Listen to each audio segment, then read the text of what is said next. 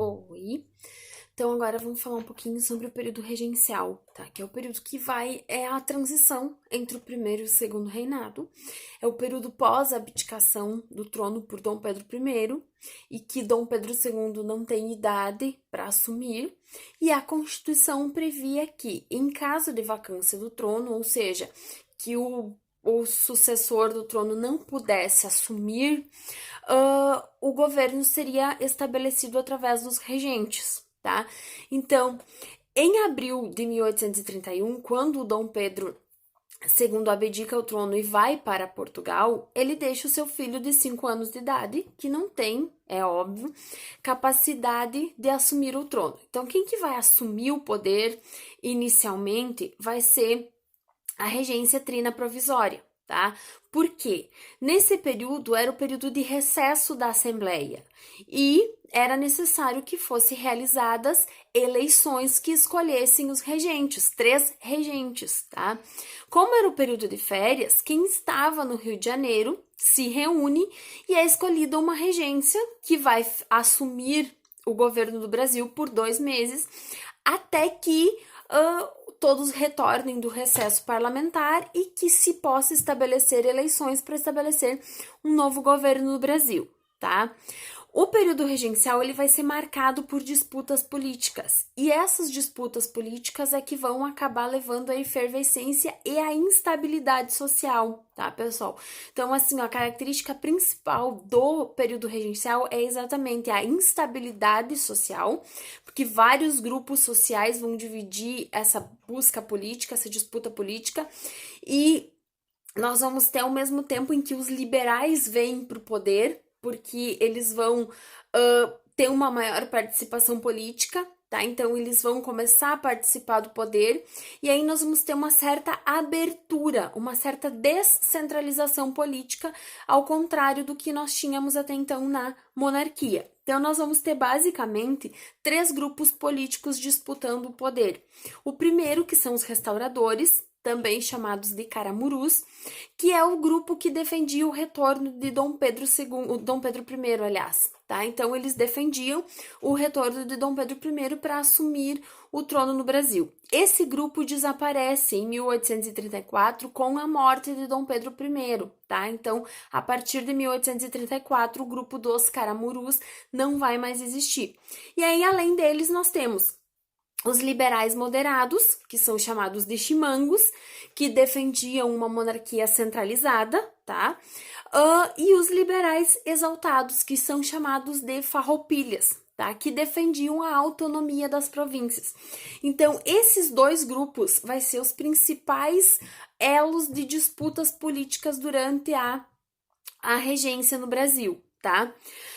Voltada das férias, do período de recesso, é feita uma eleição e se estabelece a regência trina permanente, que vai governar o Brasil de 1831 até 1835, tá?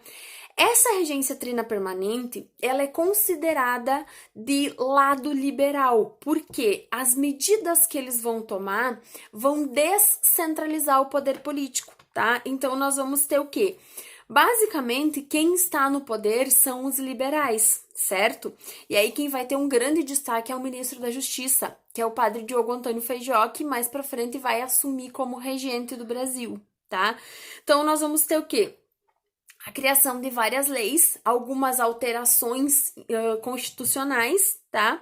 Exatamente para privilegiar essa descentralização política. Então, nós vamos ter o quê? A criação da Guarda Nacional, que é uma espécie de força paramilitar, e essa força vai ser paga pelos grandes proprietários de terras. E em troca, o governo vai dando títulos de coronéis para essas pessoas. Qual que é o objetivo da Guarda Nacional? Sufocar rebeliões que pudessem ameaçar a estabilidade política, tá? Então é um exército contratado e pago pelos grandes proprietários de terra e que vai atender aos interesses da regência, certo? Nós vamos ter a alteração do Código de Processo Criminal, que agora os juízes vão poder realizar julgamentos e dar habeas corpus nas províncias, não precisa mais ser somente ligado à regência. Nós vamos ter o ato adicional de 1834, que é extremamente importante, tá? Porque ele se constitui numa reforma constitucional, tá? Então, é uma das leis mais importantes que vai ser alterada nesse período. O ato institucional o ato adicional, desculpem, de 1834, ele vai dar mais autonomia às assembleias, tá? Criando as assembleias legislativas provinciais. Agora, cada província, mesmo submetida ainda à regência, no caso ao Rio de Janeiro, tá? Que era a nossa capital, mas vai poder criar algumas leis próprias sem antes ter que passar pelo crivo da Assembleia, tá? Da Assembleia Nacional.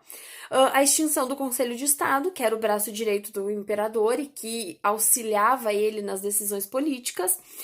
O Rio de Janeiro permanece como município neutro, então, em qualquer conflito existente entre outras províncias, o Rio de Janeiro era neutro e podia interferir.